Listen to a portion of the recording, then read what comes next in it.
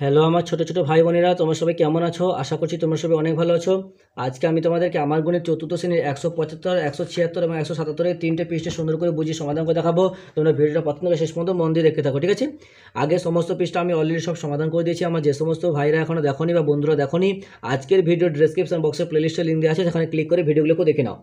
Video শুরু করার আগে তোমাদের কাছে একটা ছোট্ট অনুরোধ, যারা এখন আমাদের চ্যানেলকে সাবস্ক্রাইব করোনি তারা এরকম সুন্দর সুন্দর ভিডিও পেতে অবশ্যই চ্যানেলকে সাবস্ক্রাইব করে রেখে দিও। আর যারা সাবস্ক্রাইব করে রেখেছো তাদেরকে অসংখ্য অসংখ্য ধন্যবাদ।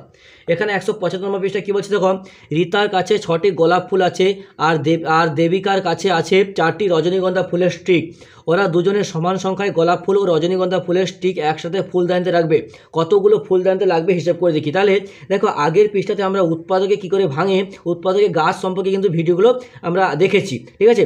আজকেও এটাও একই রকমভাবেই করতে হবে। বলছি দেখো, প্রথমে রীতা 6টি গোলাপ ফুল সমান সংখ্যায় কতগুলো ফুলদানিতে রাখতে পারবে দেখি। তাহলে আমরা কি আগে 6কে কী করে ভাঙা যায় দেখে নেবো। তাহলে দেখো, প্রথমে 1 6 কত, 1 গুণ 6 1 6 6। আবার 6কে ভাঙলে কী হয়, 3 দুগুণে 6, তাহলে 3 গুণ 2 3 দুগুণে 6। তাহলে রীতা ও 6 উৎপাদকগুলি কী কী পেলাম? 6 উৎপাদকগুলি পেলাম, 1 পেলাম, 2 পেলাম, 3 পেলাম, আর একটা কি 6 পেলাম। মানে কি 6 যে সমস্ত নামতাগুলোতে আছে সেগুলোকে আমাদেরকে এখানে লিখতে হবে। তো তাই রীতা 6টি গোলাপ ফুল একটি ফুলদানিতে বা 2টি ফুলদানিতে বা 3টি ফুলদানিতে বা 4টি ফুলদানিতে বা 6টি ফুলদানিতে রাখতে পারবে। এবার দেখো কী বলছে, এবার দেবিকা 4টি রজনীগন্ধা ফুলের স্টিক সমান সংখ্যায় কতগুলো ফুলদানিতে রাখতে পারে দেখি। তাহলে এটাও 4কে আমরা ভাঙবো। তা 4কে ভাঙলে প্রথমে কী করবো, 1 গুণ 4, 4কে তাহলে 4 গুণ 1 বা 1 গুণ 4। আবার 4কে ভাঙলে কত, 2 গুণ 2, 2 গুণ 2, 2 দুগুণে কত হয়, 4 হয়। তাহলে এখানে দেখো আমরা কী কী পেলাম, 4 উৎপাদকগুলি 1 পেলাম, 2 পেলাম, আর এটা কি 4 পেলাম। তাহলে দেবিকা দেখছে তার 4টি রজনীগন্ধা ফুলের স্টিক একটি ফুলদানিতে, 2টি ফুলদানিতে বা 4টি ফুলদানিতে রাখতে পারবে। তাহলে এবার দেখো কী বলছে, যে রীতার ফুলদানির সংখ্যা 1 2 3 6 আর দেবিকার ফুলদানির সংখ্যা আছে 1 2 4, যেটা আমরা একটু আগে বের করেছি। এবার দেখো দুজনের মধ্যে কমনটাকে দেখো, দুটোই ঘর করেছে, একদিকে হলুদ একটা সবুজ। আর দেখো মাঝখানে একটা দেখো যেটা কমন, এই দুটোর মধ্যে এখানে কমন মানে কি, কমন যে কাকে বলবো, যেটা উভয়ের মধ্যেই থাকে। এখানে দেখো 1 আছে, এখানে 1 আছে, আর এখানে 2 আছে, এখানে 2 আছে। তাহলে দেখো এই কমনগুলোকে মাঝখানে রেখেছে, আর বাকি দুদিকে দুটো আলাদা, বাকি সংখ্যাগুলোকে আলাদা আলাদাভাবে রেখেছে। বলছে রীতা ও দেবিকা ফুলে একসঙ্গে সমান সংখ্যা রাখতে পারা যাবে এমন ফুলদানির সংখ্যা কি, 2টি, 1 আর 2। কারণ এই 1 আর 2 হচ্ছে কমন, দুটোর মধ্যেই আছে। বলছে তাই তারা একটি অথবা 2টি ফুলদানিতে সমান সংখ্যা গোলাপ ফুল ও রজনীগন্ধা ফুলের স্টিক একসাথে রাখতে পারবে। বুঝতে পেরেছো? এবার তো 176 নম্বর পৃষ্ঠা কী বলছে, আমার 8টি পেন্সিলে দাগ মোছার রবার ও 12টি পেন্সিল আছে। আমি ও আমার ভাই কিছু বাক্স সমান সংখ্যায় পেন্সিল ও পেন্সিলে দাগ মোছার রাবার রাখবো। হিসেব করে দেখি আমি কতগুলো বাক্সের সমান সংখ্যায় পেন্সিল ও রবার একসাথে রাখতে পারবো। তাহলে প্রথমে কি 12টি পেন্সিল কতগুলো বাক্সে রাখতে পারবো সেটা দেখতে হবে। তাহলে আমি 12 কী করবে, লসাও করে ভেঙে নেবো। তাহলে 12কে আমরা ভাঙি, দেখো 1 গুণ 12, 12কে ভাঙলে কত হয় তোমার 2 6 12, তাই তো? আর 6কে ভাঙলে কত হয়, 3 গুণ 2 3 দুগুণে 6, তাই তো? এবার দেখো কী বলছে, তাহলে 12টি পেন্সিলের সমান সংখ্যায় কি, 1টি 2টি বা 3টি, 1টি 2টি 3টি, বা দেখো 1 2 3 4 6, ঠিক আছে, বা 12টিতে বাক্সে রাখতে পারবো, তাই তো? এবার দেখো কারণ কি 12-এর উৎপাদকগুলো আমরা এইগুলো পেলাম। এবার দেখো আমার ভাই 8টি রবারকে সমান সংখ্যায় কয়েকটি বাক্সে রাখার চেষ্টা করেছে। তাহলে 8টিকে আমরা একই রকমভাবে 8কে ভাঙলে কত হয়, প্রথমে কি 1 গুণ 8, 1 গুণ 8, 8 কি 8। এবার 8কে ভাঙলে কত হয়, 2 গুণ 4, 4 দুগুণে 8 হয়। এবার 4কে ভাঙলে 2 গুণ 2, 2 দুগুণে 4।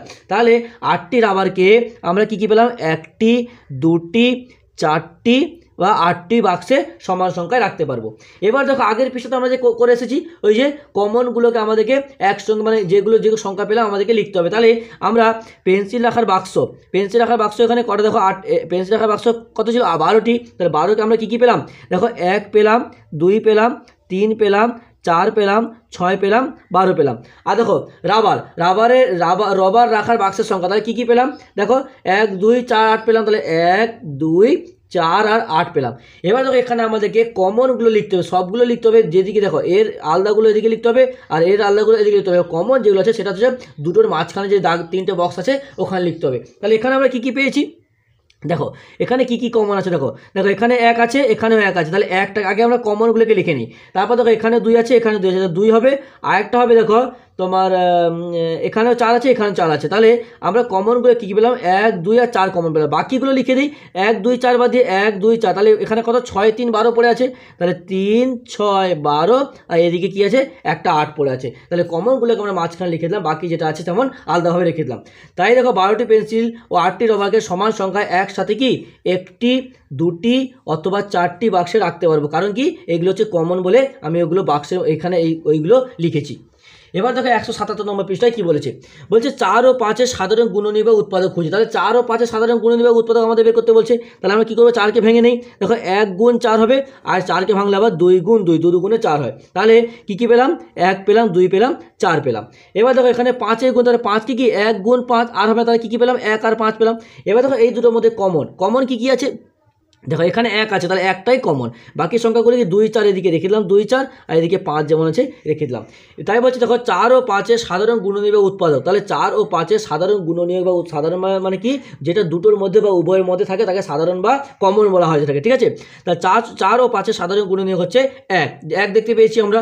তাই 4 ও 5-এর গুণনীয়কের সংখ্যা কি, একটি পেলাম, তাই না। তাই 4 ও 5-এর গুণনীয় সাধারণ গুণনীয় বা উৎপাদক সংখ্যা কি নির্দিষ্ট না অসংখ্য, নির্দিষ্ট, কারণ কি আমরা একটাই পেয়েছি, তাই না। তাহলে এটা হবে নির্দিষ্ট। এবার তো কী বলছে, 10 ও 14-এর সাধারণ গুণনীয় বা উৎপাদক খোঁজার চেষ্টা করি।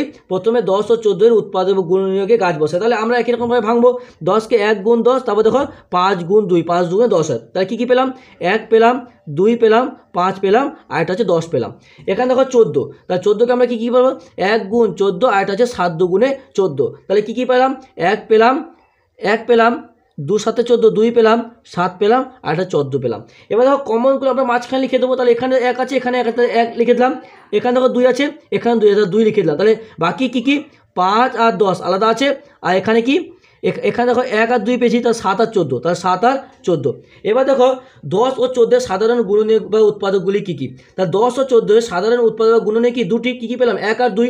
তাহলে 10 ও 14-এর সবচেয়ে বড় সাধারণ গুণনীয় বা উৎপাদক, সবচেয়ে এই দুটোর মধ্যে কি সবচেয়ে বড় কি, 2। তাহলে 2 বড়, তাহলে 2 হলো এর উৎপাদক গুণনীয়। এবার দেখো কী বলছে, 10 ও 14-এর সাধারণ উৎপাদক গুণনীয়কের সংখ্যা কটি, দুটি পেলাম। তাই বলছে, তাই 10 ও 14-এর সাধারণ গুণনীয় বা উৎপাদক সংখ্যা কি নির্দিষ্ট। কারণ কি আমরা দুটো পেয়েছি, তাই এটা নির্দিষ্ট, তাই এটাতে আমরা ঠিক চিহ্ন দিলাম, হয়ে গেল। তাহলে বুঝতে পেরেছ। তাহলে আজকে এতটাই থাক, পরের দিন আমরা পরের যে পেজটা আছে সেটা সমাধান করব। ভিডিওটিতে লাইক করে তোমার অন্যান্য বন্ধুদের মধ্যে শেয়ার করে দিও প্লিজ।